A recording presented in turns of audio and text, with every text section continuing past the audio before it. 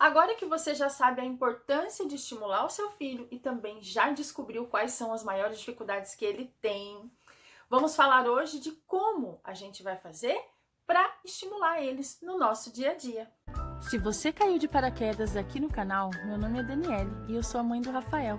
Aqui eu falo de autismo e estimulação e divido com vocês o que tem dado certo aqui em casa. Mas antes de iniciar, eu quero fazer um parêntese aqui. Quero deixar bem claro, bem explícito, a quem interessar possa, vamos deixar bem claro, que essas abordagens, essa maneira que eu tô trazendo para vocês de estimular as crianças em casa, e que tem dado muito certo aqui na minha casa com o meu filho, não substitui de maneira alguma os atendimentos profissionais, tá bom, gente? Isso tem que ficar muito, muito claro. Os terapeutas, eles têm as suas abordagens, os seus métodos de avaliar, as suas práticas. Então, assim, a gente tem que respeitar e, acima de tudo, são eles que têm que estar na frente do tratamento dos nossos filhos. Tem muitas pessoas que a gente sabe que não tem tratamento nenhum no momento, ou porque ainda não tem diagnóstico, a criança tem atrasos, mas ela não tem diagnóstico, ou por falta desse diagnóstico, a pessoa também não tem como iniciar os tratamentos com o filho. Então, essa mãe, essa família que está sem assistência nenhuma, também pode, claro, e deve começar a fazer essas abordagens que a gente está discutindo aqui em todos esses vídeos, porque vai ser muito benéfico. Afinal, a nossa missão como mãe é realmente estar potencializando tudo isso, não é verdade? Porque nós passamos muito mais tempo com os nossos filhos. No meu dia a dia, principalmente no direct, eu recebo bastante mensagens de mães falando: eu acho o máximo essas atividades que você faz com o Rafa, eu me inspiro muito em vocês, eu tô tentando fazer em casa, mas tem dia que não dá certo, parece que ele não engaja, ou às vezes meu filho até que faz, mas aí fica só um minutinho, aí logo abandona tudo ali, e sai fora, não quer mais ficar junto comigo, ele não senta, ele não quer fazer nada. Diante disso, o que eu posso falar para essas mães? O que eu posso falar para você que tá aí, que também tá tentando e não está conseguindo? Hábito é uma coisa muito difícil de implementar, então a gente precisa de um tempinho, não é verdade? E com as nossas crianças é a mesma coisa. Existem 3 formas muito eficazes de estimular o seu filho aí, dentro da sua casa, que são essas: as brincadeiras, as atividades estruturadas e também na rotina do dia a dia. Ué, mas como assim na rotina do dia a dia? Do início do dia até o fim do dia, você pode estar estimulando o seu filho também. Estimulando na hora que ele acorda, você vai conversar bastante com ele, na hora de uma refeição, na hora de um banho, na hora que ele estiver lá assistindo o desenho, você sempre vai estar dialogando próximo a ele, puxando o assunto sobre alguma coisa que ele está assistindo, entende? Então são várias oportunidades. No decorrer do dia, você pode pedir pequenas tarefinhas para ele estar te ajudando, pequenas demandas para ele durante o dia a dia. Olha, filho, leva isso aqui lá para mamãe, pega tal coisa para mamãe. Você já vai estar treinando olhar, vai estar treinando comando, vai estar treinando AVDs, né? Vem cá me ajudar a colocar a mesa, filho, ó. Pega os talheres ali, antes de escovar os dentes, pentear o cabelo, ir ao banheiro, se limpar, que tem todo aquele passo a passo, né? Isso tudo também você, mãe, familiar em questão, vai estar podendo ajudar essa criança, esse indivíduo nessas atividades que são tão importantes. E a meu ver, essa é a rotina mais fácil de estimulação que tem, porque ela é muito natural. E no contexto do dia a dia, a gente pode estar ensinando também as habilidades chamadas de habilidades independentes. Um exemplo dessas habilidades é a habilidade de comunicação, né? De repente o seu filho não é verbal, a gente vai implementar a comunicação alternativa, ou a criança tá com a fala ainda no início, ainda a fala não é totalmente funcional, ou ainda tá assim naquele período de aquisição de fala. Você vai trabalhar bastante com quadro de rotinas, com pistas visuais. Isso tudo vai facilitar a vida da sua criança, né? Uma coisa bem legal da gente estar fazendo também no contexto do dia a dia é ensinar para nossa criança o conceito de tempo, né? Tá ensinando sobre os dias da semana, sobre as estações do ano. Isso vai dependendo da idade da criança, mas assim, mostrar já um relógio para ela, né? Para a criança ter o conceito de tempo, até na hora de, ó, quando der tal hora, a gente vai parar a atividade e vamos tomar banho. Então, tudo isso a gente pode fazer no contexto do dia a dia. Outra coisa que você pode ensinar é a autorregulação, porque os nossos filhos, eles precisam entender que às vezes eles precisam do tempo deles, né? Às vezes eles estão muito agitados, então ensina seu filho a respirar, né? A soprar, cheirar a florzinha, soprar, a fazer contar. O Rafa faz isso até hoje. Ele já aprendeu que quando ele quer se regular, ele faz esse barulhinho. E agora a gente já tá tirando o barulhinho, mas foi o começo, né? E além de ensinar ele a se autorregular, você também vai estar fazendo acomodações sensoriais, né? O cantinho da calma, né? Que a gente fala. Aquele cantinho que a criança vai lá, joga um monte de almofadas, um cobertorzinho pesado, ou no escurinho. Ou se a criança precisa de outro estímulo, de repente ela vai ver umas luzinhas piscando pro Rafa, e isso também é confortante. Ver umas luzinhas assim no escuro, uma lanterna. Isso é acomodação sensorial. Às vezes eu vejo que ele não vai render muito na atividade, ou às vezes eu nem inicio uma rotina de atividades no dia, eu coloco ele, dependendo do tempo, né? Eu coloco ele para brincar na piscina, uma piscininha de plástico que ele tem, eu coloco espuma, coloco lá os balões que ele gosta. Isso é uma maneira de você estar regulando o seu filho. Você pode ensinar ele a se autorregular e você também pode estar apresentando acomodações sensoriais. E tudo isso no contexto do dia a dia também. Dependendo já da idade da criança, você já pode trazer conceitos financeiros para ela, né? Para que ela entenda que a gente precisa de dinheiro para comprar as coisas. Você pode fazer um cofrinho para ela estar guardando as moedinhas dela. Ela for um pouquinho maior, você pode já começar a falar da mesada, né? Economia, essas coisas assim. Tá ensinando também a criança os conceitos de segurança. Sair com a criança na rua, né? Sempre falar sobre a faixa de pedestre. É muito legal você sair do ambiente da casa também e para lugares mais públicos para estar ensinando outros conceitos, que tem que esperar a sua vez, que tem que olhar para os dois lados para atravessar a rua, que se acontecer alguma coisa tem que ligar para tal número. Tudo isso a gente tem que ir ensinando. Ó, aqui tem o número da vovó, aqui tem o número do papai. Se acontecer alguma coisa, aperta esse botão. Então guarde essa frase aí com vocês. Toda hora é hora de estimular. O que eu sempre digo é o seguinte, comecem a ter uma rotina de brincadeiras primeiro, não chegue já com aquele monte de atividades estruturadas, que a criança ainda não está acostumada nem com você, tá muito junto, muito perto ali fazendo as coisas. Então comece no brincar. Vou dar um exemplo prático aqui para vocês que eu faço muito. Quando eu acordo, agora a gente está nessa fase de quarentena, o Rafa tem escola de manhã, mas né, não está tendo aula. Então, quando ele acorda, eu sempre procuro já deixar o ambiente preparado, alguns brinquedos lá na sala, já preparados para ele ter ali meio à mão para ele pegar e brincar enquanto eu vou arrumando alguma coisa pra gente comer, tá? E também coloco música clássica, coloco músicas infantis também, mas assim, sem clipe, coloco só o som da música.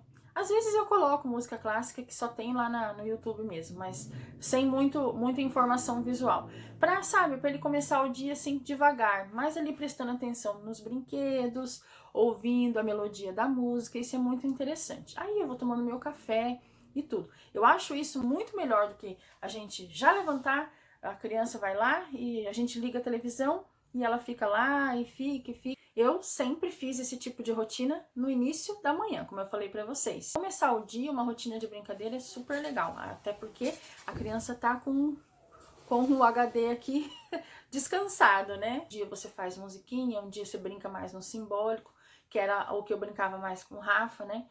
Pede ajuda para as outras pessoas, pro papai, pros irmãos, igual eu fiz. É uma sugestão bem legal. Quando você for sentar e brincar com seu filho, não esqueçam da máxima, que eu falo muito de Denver e falo muito de aba, e vou falar muito aqui nos próximos vídeos, vou trazer alguns conceitos bem legais da ciência aba e do Denver para vocês, né? Precisa seguir a liderança da criança.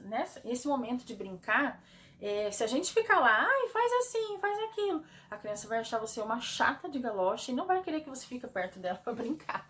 Então você tem que sempre estar observando, ajudar ela do jeito que ela tá brincando ali. Aí aos pouquinhos você vai trazendo algumas demandas, vai trazendo algumas ideias. Isso daí é bem legal, é uma coisa que você vai construir junto. E pode ter certeza que o vínculo entre vocês vai aumentar, né? O vínculo realmente entre mãe e filho vai aumentar muito, vocês vão notar isso. E a criança acaba se acostumando em estar junto com você, ela vai achar legal, gostoso brincar, olha que gostoso brincar com a minha mãe, né? Claro, a gente precisa ensinar os nossos filhos a brincar, depois a gente precisa ensinar eles a brincar sozinho, tem toda essa etapa, né? Porque não é sempre que a gente vai poder sentar com eles todo momento para estar brincando. Mas isso são escadinhas que vocês vão subir juntos. E essa rotina de brincadeira, ela é preparatória para você entrar com as atividades estruturadas. Então vamos falar delas, das atividades estruturadas ou dirigidas. Essas atividades, elas têm esse nome porque elas vão assim, ó, certeiras, elas vão direto ao ponto que a gente precisa estimular os nossos filhos em determinadas áreas. Bom, se vocês já foram lá, já baixaram o guia da mamãe lá no primeiro vídeo, vocês vão entender que tem atividades lá no cronograma também, atividades específicas para cada área. A gente vai certeiro ali no que precisa trabalhar no momento. Ai, meu filho agora precisa desenvolver a coordenação bimanual, porque ele não consegue pegar as coisas com uma mão e fazer outra, e a coordenação do olho, ele não sabe se olha para a mão, se olha para frente. Ah, então vamos fazer uma atividade de coordenação bimanual, vamos fazer uma atividade de rastreio visual, né? Aquela atividade bem simples, né, de transferência, né, pegar uma garrafinha, colocar na outra, assim. Então, a gente precisa ir nesses pontos, assim. É para isso que servem as atividades estruturadas. Uma dica muito certeira, assim, para vocês é separar os materiais das atividades um dia antes, ou se o seu filho acorda mais tarde, você acorda bem mais cedo com ele, você separa no início, assim que você acordar, para já deixar tudo pronto numa caixa. Eu vou mostrar para vocês como que eu faço, mas é porque demanda um tempo, né, de fazer isso. Por isso que é legal a gente já ter tudo lá naquela folha que a gente planejou, a atividade da semana inteira, ou do mês inteiro, né, eu gosto de fazer assim pro mês inteiro. Ou se você quiser trocar na semana também, fica à vontade, cada um vai, assim, achar uma maneira de fazer aí na sua casa. Só que a gente precisa realmente separar os materiais, porque quando a nossa criança tá na hora de fazer o negócio, você tem que estar com tudo pronto ali meio à mão, sabe? Você vai lá e pega e ela faz ali. Outro detalhe, a gente tem que cuidar muito do local que a gente tá fazendo essa atividade. Pô, podemos fazer atividade no chão, atividade na mesinha também, para já ensinar esse conceito de sentar, esperar e tudo mais, né? Mas eu gosto, se vocês me acompanham, vocês já viram que eu faço atividade no chão, faço atividade na mesa da cozinha, na mesinha, faço atividade na grama, sabe? Eu vario bastante o local. E também você precisa cuidar dos distratores. Não adianta fazer colocar a criança para fazer uma atividade com uma TV ligada lá no outro cômodo, ou com alguém ouvindo uma música muito alta, né? Mas os terapeutas, né, eles dizem que é preciso um lugar bem clean, bem limpo mesmo, assim, sem informações nas paredes e tudo mais, porque a criança, nossas crianças autistas, elas se distraem com qualquer coisa. Eu não sei se vocês já repararam, mas eu faço atividade em vários locais, né, igual eu já falei, só que hoje eu faço num canto da minha cozinha que tem até bastante informação, assim, nas paredes, mas aquilo lá hoje em dia já não faz muita diferença pro Rafa, que ali naquela parede fica o calendário, a prancha de atividades que fica atrás dele, e assim do lado eu sempre coloco o quadro de incentivo, que a gente vai marcando quando ele faz.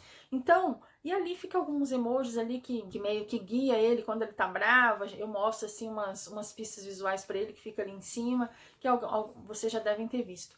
Mas, de repente, para algumas crianças isso já é poluído demais, então vocês têm que tomar cuidado com toda essa questão da poluição visual. Outra coisa, se posicionar na frente da criança, né?